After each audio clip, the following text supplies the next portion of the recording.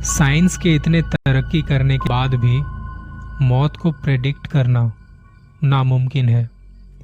वो कब आती है, कैसे आती है, कोई नहीं बता सकता। नौकरी के लिए कई जगह अप्लाई करने के बाद आखिरकार एक मेल आया सुजीत के पास। कॉन्ग्रेचुलेशंस, आपका रेज्यूमे सिलेक्ट हुआ है और आपको ज्वाइनिंग के लिए कोलकाता आना होगा। तब तक के लिए आप हमें कुछ डॉक्यूमेंट्स स्कैन करके भेज दीजिए और 3 पासपोर्ट साइज फोटोज भी। ये सारी चीजें सुजीत ने बिना देरी किए स्कैन करके उसी मेल आईडी पर रिप्लाई करके भेज दी। 2-3 दिनों में उसे उसी मेल आईडी पर ज्वाइनिंग लेटर मिला। अब ज्वाइनिंग लोकेशन थी कोलकाता, तो कंपनी ने 2 हफ्तों के लिए एक गेस्ट हाउस अरेंज करके दिया था। सुजीत ने बिना वक्त गवाए फ्लाइट की टिकट बुक की और वो सीधा कोलकाता पहुंचा। सुजीत को कोई दिक्कत ना हो इसलिए उसकी मदद करने वहां एक लड़का आया था कंपनी की साइड से।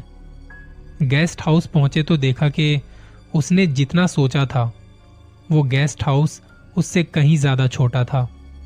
वहां पर सिर्फ 3 कमरे थे और एक हॉल था जिसमें रिसेप्शन बनाया हुआ था और 3-4 कुर्सियां रखी हुई थी। वहां गेस्ट हाउस की देखभाल करने वाले सिर्फ 2 लोग थे। एक यहाँ का रिसेप्शन संभालता था, दूसरा यहाँ की सर्विस वगैरह देखता था और साथ ही साथ किचन का काम भी वही देखता था। यहाँ के 3 कमरों में से एक का इस्तेमाल ये दोनों करते थे और बाकी के 2 कमरे कोई गेस्ट आ जाए तो उनके लिए रखे हुए थे। सुजीत को गेस्ट हाउस के कमरे में घुसते के साथ ही एक अजीब सी बेचैनी और घुटन होने लगी, क्योंकि वहां कुछ सामान जैसे बेड, टेबल, कुर्सी की वजह से जगह इतनी बचती ही नहीं थी कि वहां पे कोई अकेला बंदा ठीक से बैठ भी सके। सुजीत ने फ्रेश होके अपना सामान रखा और वो बिस्तर पर लेटकर टीवी देख रहा था कि तभी उसकी नजर ड्रेसिंग टेबल के आईने में पड़ी। आईने में कुछ देखा कि कोई ठीक उसके सर के पीछे वाली खिड़की से देख रहा है। सुजीत ये देखते ही जैसे ही पीछे पलटा, किसी ने उसके बाएं कंधे पर अपनी गर्म सांसें छोड़ी। इससे पहले कि सुजीत बाईं तरफ घूमता तभी उसका फोन बजा। फोन सुजीत की मंगेतर का था, जिसने सुजीत से रिक्वेस्ट की कि कुछ अपनी सेल्फीज उसे भेजे। मंगेतर की इस रिक्वेस्ट पर उसने सब छोड़ कुछ सेल्फीज ली और उसे भेज दी। थोड़ी देर में उसकी मंगेतर का रिप्लाई आया, तुम्हारी सेल्फीज तो अच्छी हैं हमेशा की तरह, पर इसका मतलब यह है कि आज रात हम बातें तो नहीं कर पाएंगे ना। सुजीत उसकी बातों का मतलब समझ नहीं पाया और हैरानी से पूछा क्यों। तो मंगेतर ने कहा, जाहिर सी बात है, जब रूम तुम शेयर कर रहे हो, किसी के साथ हो तो उसके सामने तुम बात तो नहीं कर पाओगे, कंफर्टेबल फील नहीं करोगे। सुजीत ने पूछा, कहां, कौन से रूममेट की बात कर रही हो तुम? तो सामने से रिप्लाई आया, वही जो तुम्हारी सेल्फी में तुम्हारे पीछे बैठा टेबल पर वहां पे रखे हुए अखबार को पढ़ रहा है। सुजीत ने पलटकर पीछे की तरफ देखा। वहां पर कोई बैठा तो नहीं था, पर वहां वो कुर्सी कुछ यूं हिली जैसे अभी कोई उस पर से खड़ा हुआ हो। ये देखते ही सुजीत जल्दी से कमरे के बाहर निकला, जहां उसे रूम सर्विस वाला खड़ा दिखा।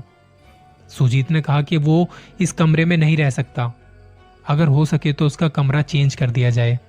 और 10 मिनट में सुजीत का कमरा बदल दिया गया और सामान रखते वक्त हाउसकीपिंग वाले ने कहा, सर टीवी की आवाज ज्यादा मत रखिएगा, खामखा आसपास वाले लोग परेशान होते हैं, उन लोगों को परेशानी होती है। सुजीत ने तभी उससे पूछा, आसपास के लोग मतलब क्या? इस पूरे गेस्ट हाउस में मुझे मिला के कुल 3 ही तो लोग हैं। यह सुनकर हाउसकीपिंग वाले ने दरवाजा बंद करते वक्त जवाब दिया, जो नहीं दिखाई देते वो हमेशा आपके आसपास ही होते हैं। उस आदमी की कही हुई बातों के बारे में सोचते सोचते कब सुजीत को नींद आ गई उसे पता भी नहीं चला। आधी रात के वक्त उसकी आंख खुली एक अजीब सी महक से, जो उसके कमरे से ही आ रही थी। यहाँ वहां देखा तो ऐसी कोई महक उसके कमरे से आने का सवाल ही नहीं था, क्योंकि सुजीत खुद तो सो रहा था और ये महक थी स्मोकिंग की।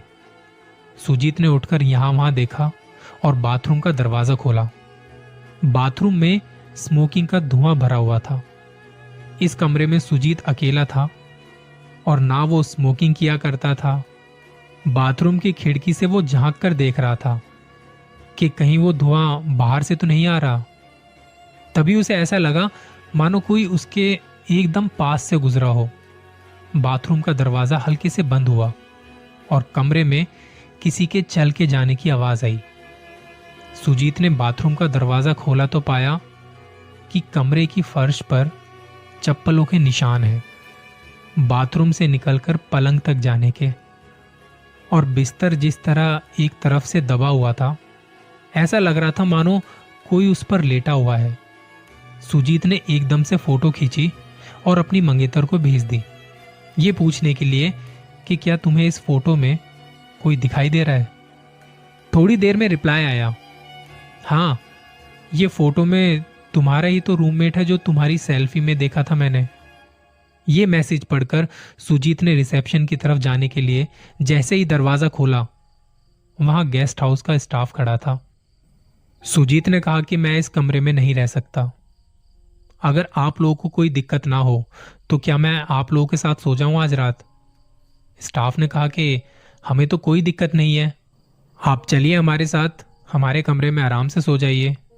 कमरे में जाते के साथ ही सुजीत ने कई सारी सेल्फीज खींची और अपनी मंगेतर को भेज दी कि कहीं यहां भी तो तुम्हें कोई दिखाई नहीं दे रहा जिसे मैं देख नहीं पा रहा।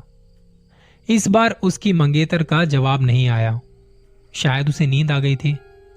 यहां सुजीत के दिमाग में दोनों कमरों में हुई सारी बातें घूम रही थी और जब उससे रहा नहीं गया तो उसने वहां स्टाफ वालों से पूछा कि पहले भी यहां लोगों के साथ ऐसा ऐसा कुछ हुआ था या मैं यहां पे पहला ऐसा हूं और ये सारी चीजें होने की क्या कोई वजह है। तो स्टाफ वालों ने बताया कि ये गेस्ट हाउस कंपनी को 7 सालों पहले काफी सस्ते दामों में मिला था। उससे पहले ये सिर्फ एक छोटा सा होटल था।